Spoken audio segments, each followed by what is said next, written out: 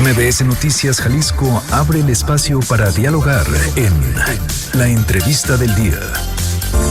Bueno, y dejemos a un lado el interés político sobre el conflicto en el Instituto Nacional de Transparencia y veamos si en realidad esto que yo acabo de comentarles sobre la Secretaría de Educación Pública y lo que se pudiera replicar en otras instancias públicas también pueden significar un retroceso en nuestro desarrollo democrático como país. En la línea telefónica, Julio Ríos, periodista y maestro también en transparencia por la Universidad de Guadalajara. Julio, me da mucho gusto platicar contigo esta mañana. ¿Cómo estás? Gracias, un saludo a tu amable auditorio y a tu equipo. Oye, ¿alcanzaste a escuchar la decisión del INEGI sobre la petición que le hace la Secretaría de Educación? Este es un ejemplo de cómo podemos estar limitados o comenzando a ver una limitante en el acceso a la información. ¿Qué tan grave te parece? Mira, muy grave. Este caso específico, por supuesto que no sería el único. La Secretaría de Educación no puede ir en contra de lo que dice el artículo 6º constitucional, ni la ley general que emana de ese artículo, por supuesto. Entonces, esto es impugnable. Lo malo es que como el pleno del INAI está incompleto, no hay una instancia ante la cual presentar recursos en materia de transparencia. Yo quisiera ponerte un ejemplo muy coloquial, porque luego uno piensa que esto de la transparencia, el acceso a la información es cosa de periodistas o de académicos o de políticos, pero, por ejemplo, ¿te imaginas que tengas la necesidad de solicitar una copia del documento donde consta tu historial laboral, es decir, las semanas cotizadas, datos patronales, lo cual es muy necesario para una pensión en México, pero luego el Instituto Mexicano del Seguro Social te lo niegue, ¿no? Por alguna minucia burocrática, que ya sabemos que es algo que ocurre de forma frecuente en México.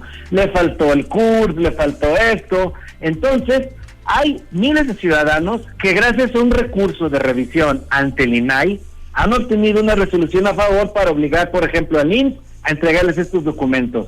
Y no solo en temas, estamos hablando de transparencia, sino de, por ejemplo, los derechos ARCO, que son el acceso a la rectificación, la corrección, a la oposición, al uso de mis datos personales. También, por ejemplo, correcciones al Infonavit, temas con el ISSSTE, con la Comisión Nacional Bancaria y de Valores. Es decir, esto de la parálisis del INAI, que rápido le recuerdo al auditorio, el INAI tiene muchas atribuciones, pero la más famosa es que el Pleno del INAI, integrado por 7 comisionados, resuelve las quejas, en realidad se llaman recursos de revisión, las quejas que presenta la gente cuando una instancia de gobierno, en este caso federal, le niega información. Si te la niegas o te la da incompleta, tú vas y presentas un recurso y el INAI en el 80% de las ocasiones ha obligado a que las autoridades le entreguen la información al ciudadano. Pero como está incompleto porque en el Senado no se han nombrado a los 3 comisionados que hacen falta, y a 2 que sí se habían nombrado los vetó el presidente de la República declarando que no servía para nada el INAI. Imagínense ustedes que ahorita, a ver si alcanzo a darte unas cifras para que veas que esto de nada es muy lejano de la realidad, pues entonces está incompleto y por eso no se pueden resolver este tipo de asuntos que, insisto, el derecho de acceso a la información pública y la transparencia es valioso en sí, pero además es muy grave que esté en esta situación porque es la llave que abre puertas a muchos otros derechos que pudieran ser la salud, lo laboral, las jubilaciones, la privacidad, los derechos indígenas también, por ejemplo, porque si alguien, alguna comunidad quiere solicitar documentos en purépecha, en muchas ocasiones que son necesarios para diferentes acciones de ellos, y si se les niega, el INAI también puede obligar, por ejemplo, que se entregue la información en ese idioma, ¿no? Entonces, esto del INAI es muy grave que esté paralizado. Sucediendo. Hay que recordar que de cuando fue creado el INAI a la fecha se han presentado casi 3 millones de solicitudes, es decir, es muy utilizado este mecanismo y de acuerdo también a la misma estadística del INAI, pues estarían ahorita congelados 2,133 recursos de revisión. Oye, y Julio, de acuerdo a lo que se estima, serían 500 los que serían acumulados cada semana. De 2014, que fue la última gran reforma al INAI, se recibieron 157,000 más de esa cantidad. Oye, Julio, redondeando, de esta naturaleza. Imagínate, ¿no? Y sí, más claro. de 80 se resolvieron a favor de los ciudadanos. Y déjame preguntarte. El que históricamente tiene, porque la gente pide copias de su expediente médico y se les niega, o reporte de semanas cotizadas, pero hay otros muchos más que entran dentro de esta lista. El INAI, recordemos, regula a las instancias del gobierno federal o que tienen presencia en toda la nación. Claro, y déjame preguntarte, Julio, porque tú dices que no hay otra instancia. ¿La Suprema Corte de Justicia de la Nación no sería la otra instancia? O sea, que la población llegara directamente con la Corte a ordenarle, a que la Corte ordene que todas las instituciones públicas de diferentes niveles de gobierno, municipal, estatal y federal, están obligados a cumplir el artículo que tú mencionaste. O sea, el camino de la población que nos está escuchando ahorita y que no tiene forma de obtener esos documentos a través del INAI, ¿puede ser a través de la Suprema Corte de Justicia de la Nación?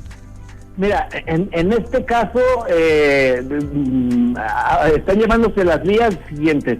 Una es presentar recursos ante el Poder Judicial, por supuesto, con el objeto de obligar a que el Senado nombre a los comisionados faltantes, pero esto se está haciendo por la vía de amparo, un juez de distrito, y dependiendo cómo se enderece la demanda, podría llegar a la Suprema Corte para obligar. No, y van a entrar en receso, mi querido Julio.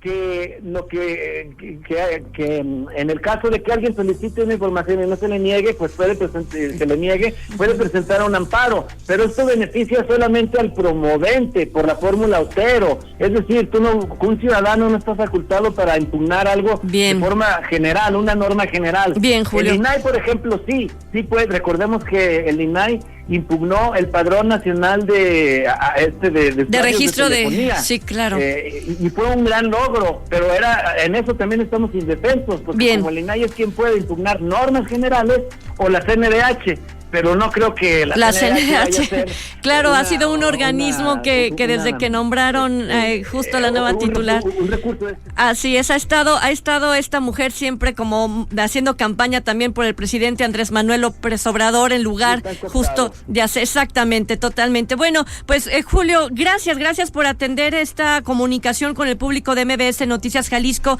que además de que has mencionado que el presidente Andrés Manuel López Obrador dijo que no le haya utilidad al Instituto de Transparencia, y tú lo has puesto justo aquí sobre esta mesa y justo en el entendimiento de las personas que nos escuchan, que también otra de las alegatas que tenía el presidente Andrés Manuel López Obrador sobre el INAI es que, o la designación de estos dos nombramientos que vetó, es que atendieron a cuotas y cuates, y que esto pues es algo que entre partidos se acostumbra, ¿no? Escoger a sus cuates, así literal, a sus amigos, y repartirse los diferentes puestos públicos para tener justo presencia, no por la honorabilidad o la capacidad técnica que tengan las personas de alcanzar un puesto o un lugar en la administración pública, sino porque desde ahí pueden cuidar los intereses de las facciones políticas. Así que, mi querido Julio, te agradezco mucho esta conversación y estaremos pendiente.